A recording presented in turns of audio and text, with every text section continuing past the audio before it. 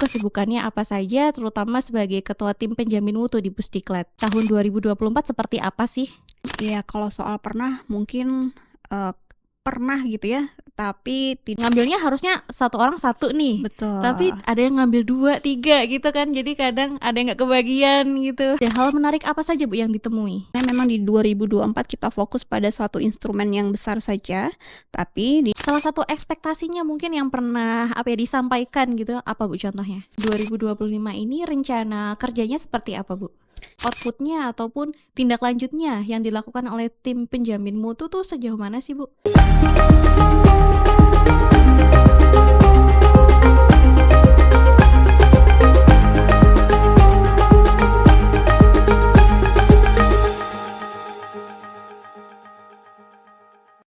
Hai Sobat Kom semua, jumpa lagi di Bonjer Update kali ini masih bersama saya, Sistine.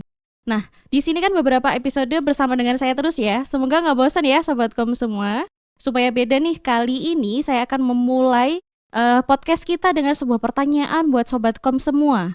Coba dijawab ya, kira-kira mana sih yang lebih penting? Kualitas atau kuantitas? Tapi jawabannya disimpan dulu ya, karena nanti kita coba cek di akhir video. Oke, saya ingat satu ungkapan nih Sobatkom semua, bahwa di setiap pertanyaan ada satu jawaban yang menunggu untuk ditemukan.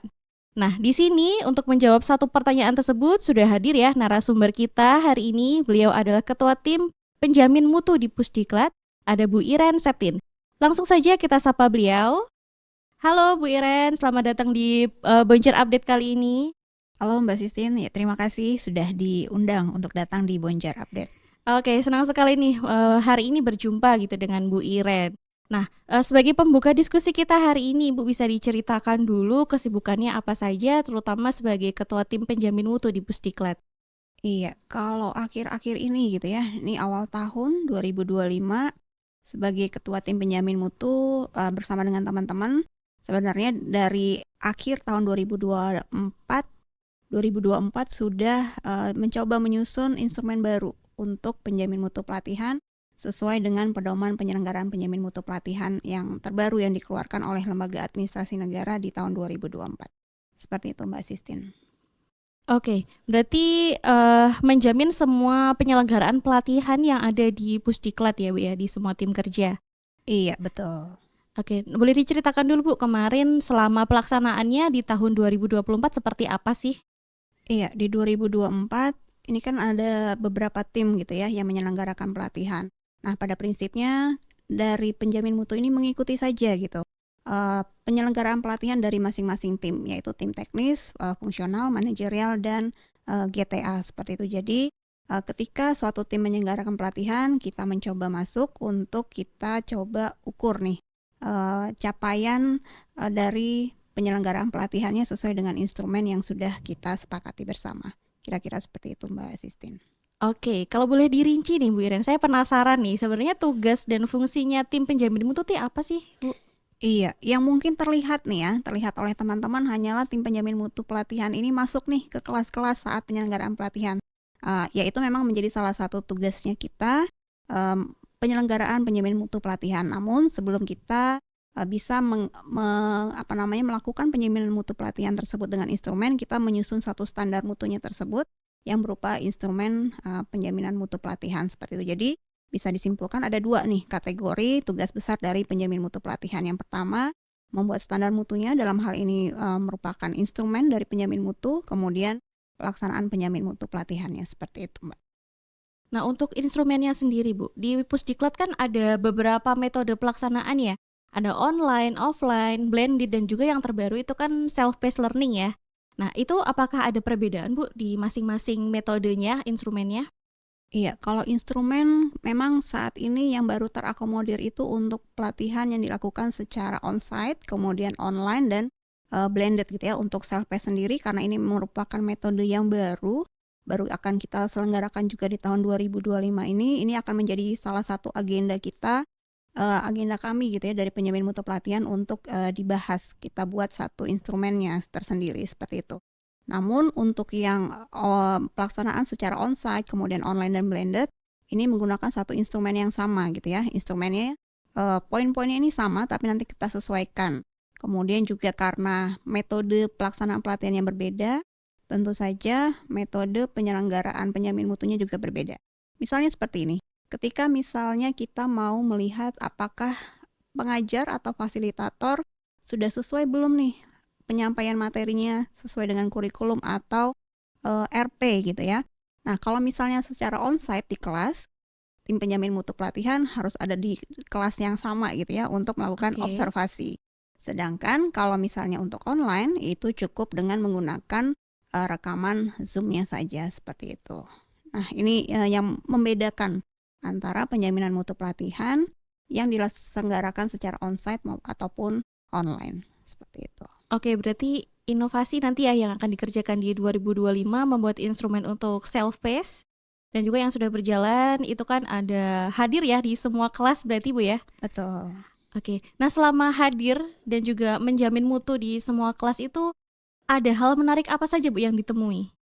Iya, kalau yang menarik ini karena memang pesertanya dari instansi yang berbeda gitu ya, kemudian ekspektasi yang berbeda, tentu saja ada masukan-masukan yang pro dan kontra dalam suatu pelatihan gitu ya. Nah, ini yang kadang bisa menjadi satu hal yang menarik nih buat kami, tim penjamin mutu, ketika mendapatkan respon yang mungkin di luar ekspektasinya mereka. Di luar ini bisa dalam arti mereka merasa downgrade atau mungkin upgrade gitu ya.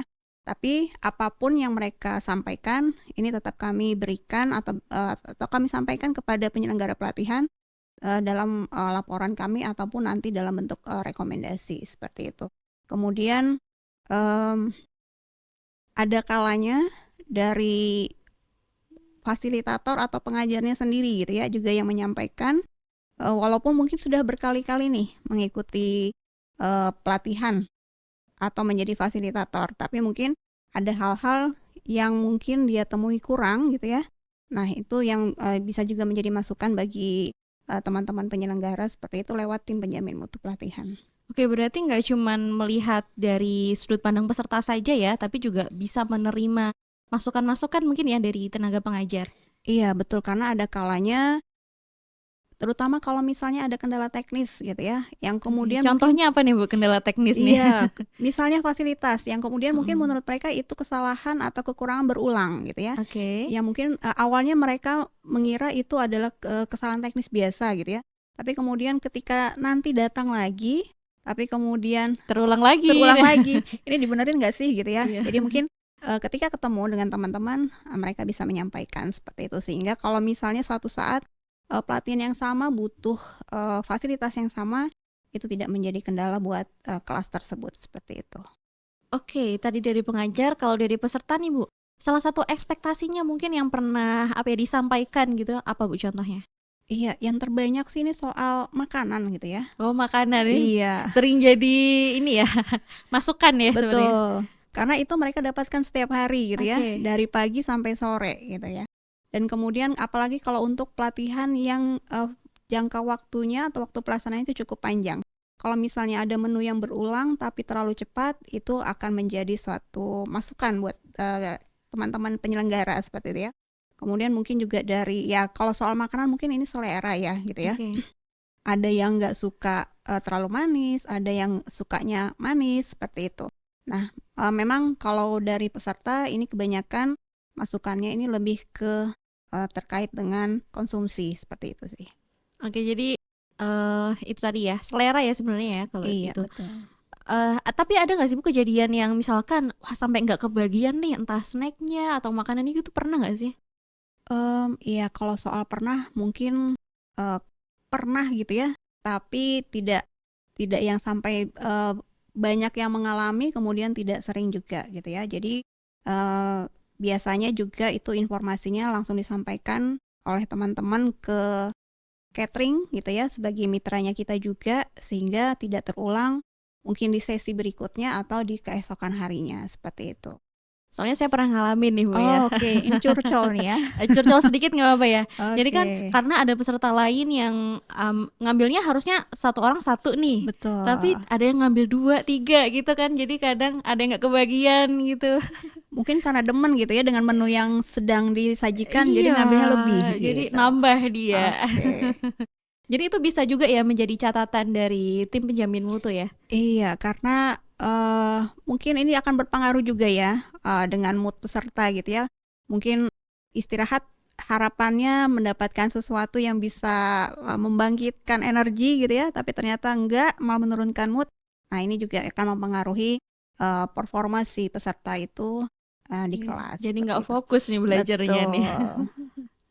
Oke, kalau tadi kan ada beberapa catatan yang sifatnya itu adalah masukan ya. Tapi ada hal-hal yang menurut berdasarkan hasil observasi gitu ya dari penyelenggaranya yang sudah bagus nih di apa saja sih Bu?